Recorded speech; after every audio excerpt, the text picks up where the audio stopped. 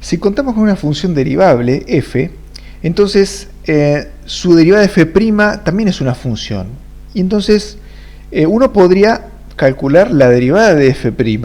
¿Por qué no? O sea, nada nos lo impide. O sea, yo podría decir f' tiene su propia derivada a la que denominamos f segunda. ¿Sí? F segunda. Entonces, la derivada de f' es f segunda y es nuestra derivada segunda.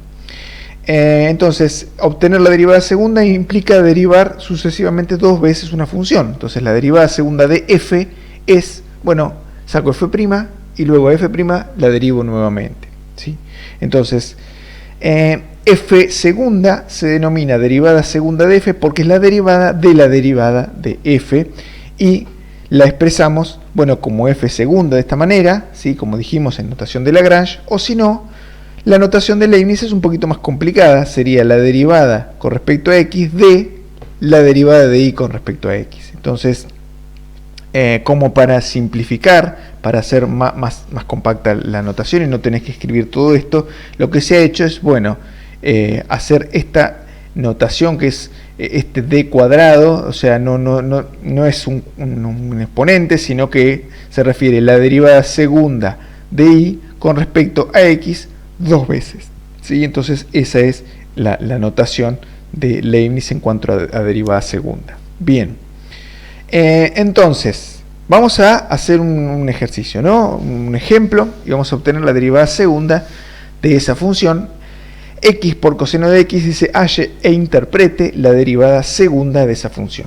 Entonces, como dijimos, primero tendremos que sacar la derivada primera, ¿no? ¿Sí? F' es x por la derivada del coseno más coseno por la derivada de x, ¿sí? Esto es un producto. Entonces, la derivada del coseno es seno, la derivada de x con respecto a x es 1, y entonces eso nos da menos, es decir, la derivada del coseno es menos seno, ¿sí? Entonces, x por menos seno, nos da menos x seno de x más coseno de x, esa es f'. Entonces, ahora lo que tengo que hacer es, para sacar la derivada segunda, es derivar esta derivada primera que acabo de obtener, y entonces la derivada segunda es la derivada de la derivada primera, ¿sí? Entonces acá nuevamente tenemos una regla del producto y acá la derivada del coseno es nuevamente menos seno. Entonces acá ya resolví la derivada del coseno, queda menos seno, y acá quedó planteada la derivada de menos x por seno de x, que es un producto. Entonces por regla del producto la resolvemos, ¿sí? Entonces quedó menos x por la derivada del seno de x más el seno de x sin derivar por la derivada de menos x, y este menos seno de x quedó de antes. Entonces, en definitiva, resolvemos, ¿sí? La derivada del seno es coseno y acá la derivada de menos x es menos 1. Entonces acá tenemos menos 2 veces el seno de x, y ese es nuestro resultado, y esa es nuestra derivada segunda que se nos está pidiendo en este ejemplo. Bien, entonces vamos a hacer una gráfica de la función que se nos da, su derivada y su derivada segunda. Entonces decimos, bueno, vamos a agrandar un poquito esto porque no sé ustedes, pero yo estoy bastante ciego. Entonces decimos f de x es igual x por coseno de x, ¿sí? Entonces esa es mi función, yo la introduje, ¿sí? Entonces en matemáticas ya la conoce. Vamos a llamarle de f a la derivada primera, ¿sí? A f', la derivada de f con respecto a x, ¿sí? Ejecutamos, ahí obtenemos el resultado que nosotros habíamos calculado, y la derivada segunda, bueno, nos tiene que dar esto que nos dio acá. Entonces vamos a llamarle d2f. d2f es igual la derivada de f con respecto a x dos veces, ¿sí? X, 2. ¿Sí? Entonces esa es la forma de ingresar una derivada segunda en matemática. Entonces uno ejecuta y obtenemos el resultado, menos coseno de x menos 2 seno de x.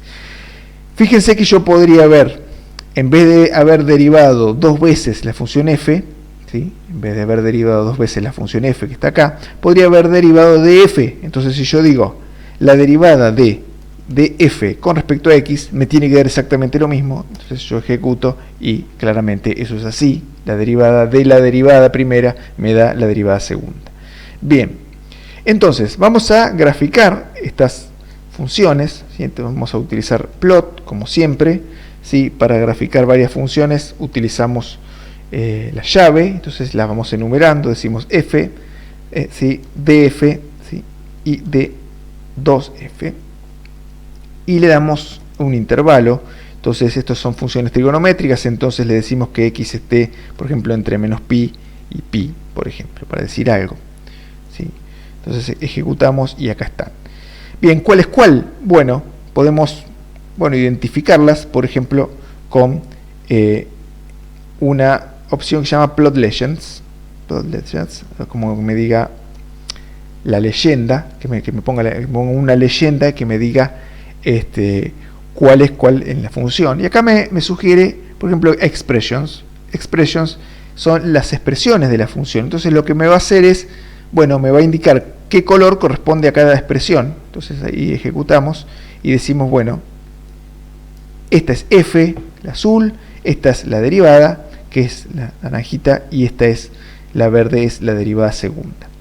Bien, entonces, nuestra función es la función azul, la función original que se nos dio, f. La función amarilla es la derivada primera, o sea, la pendiente de la recta tangente. Eso ya lo hemos estudiado, o sea, sabemos qué es lo que pasa con esa pendiente. Cuando nuestra función alcanza un máximo o un mínimo, la derivada primera tiene que ser 0. Entonces, eso sucede en este lugar. Por ejemplo, acá tenemos un máximo de la función, entonces la primera derivada vale 0. Acá tenemos un mínimo de la función, entonces también la primera derivada vale 0. Eso ya lo hemos estudiado. Vamos a ver qué representa la derivada segunda.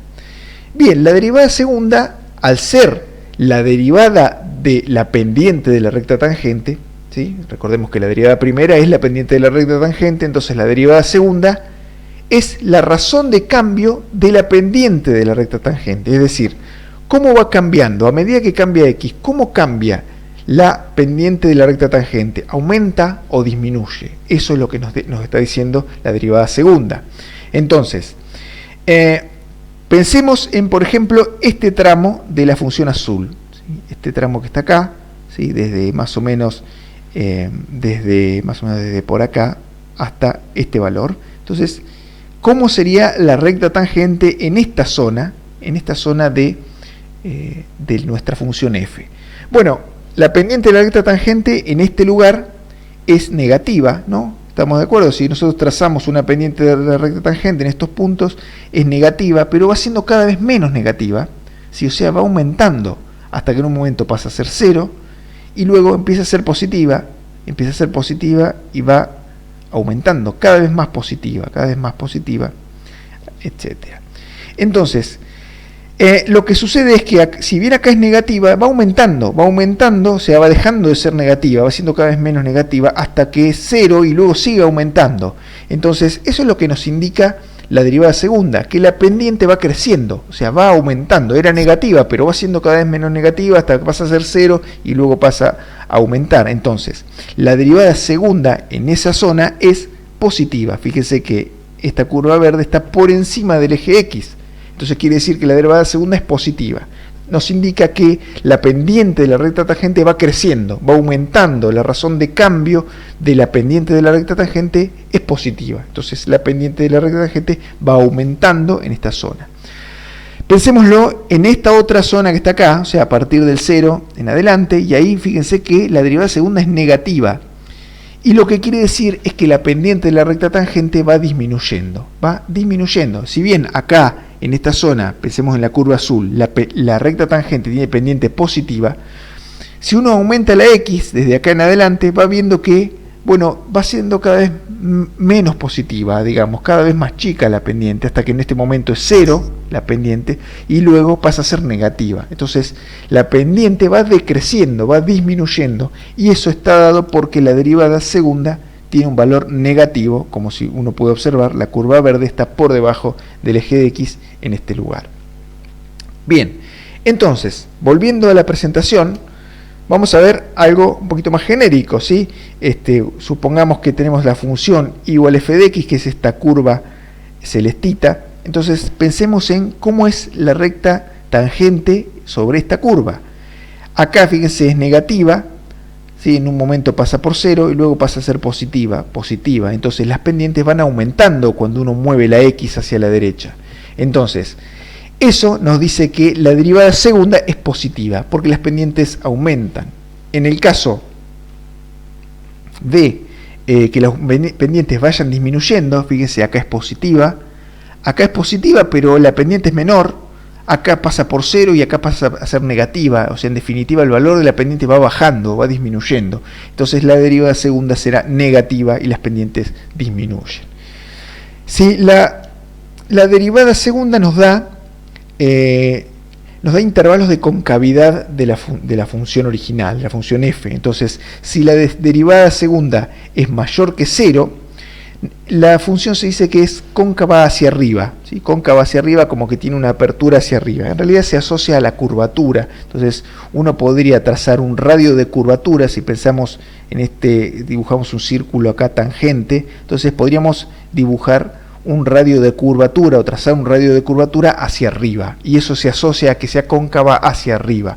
Lo mismo en este caso es cóncava hacia abajo. Cuando la derivada segunda es negativa, se dice que una función es cóncava hacia abajo, y yo podría dibujar un círculo tangente por debajo de la curva y trazar un radio de curvatura por debajo de la curva. Entonces eso indica que la curva es cóncava hacia abajo. Ya vamos a meternos un poquito más en este concepto de radio de curvatura, ¿sí? La derivada segunda es inversamente proporcional al radio de curvatura, y eso ya lo vamos a ver un poquito más adelante. Entonces, en principio lo importante es esto, que quede claro que la función f es cóncava hacia arriba si la derivada segunda es positiva, o sea, es mayor que 0, y es cóncava hacia abajo si la derivada segunda es menor que 0. Si la derivada segunda es igual a 0, tenemos un punto de inflexión, o sea, un lugar donde la concavidad cambia. Entonces la función viene así y luego cambia de concavidad, y en ese punto intermedio la derivada segunda es 0. También vamos a meternos más en este concepto un poco más adelante cuando veamos aplicaciones de las derivadas.